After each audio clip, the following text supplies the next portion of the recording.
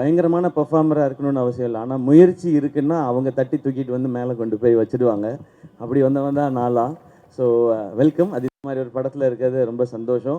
கொஞ்சமாக dance வச்சதுக்காக dance மாஸ்டருக்கு நன்றி. உங்கள் ஸ்பீடுக்கு டான்ஸ் வைக்கல இந்த படத்தில், அதுக்கு நான் ரொம்ப ஹாப்பி. அண்ட் ரவி மோகன் சார், தேங்க்யூ. நீங்கள் இதை அக்செப்ட் பண்ணிக்கிட்டதுக்கு இந்த ரோலை.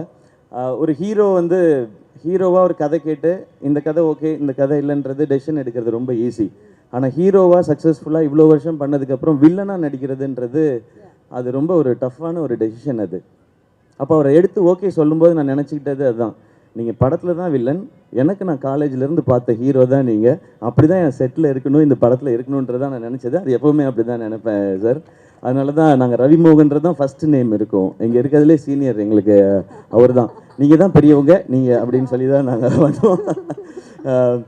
ஜிவி ப்ரோ, ஜிவியோட 100th ஃபிலிம். நான் இப்போ தான் சொல்லிட்டு இருந்தேன், அம்மா கேட்டாங்க, ஜிவி பிரகாஷ் 100 படம் பண்ணிருச்சுப்பா, சின்ன குழந்தையிலேருந்து மியூசிக் போடுதோ அப்படின்னு இன்னைக்கு காலையில் கேட்டாங்க அந்த விகடன் இன்டர்வியூ பார்த்துட்டு.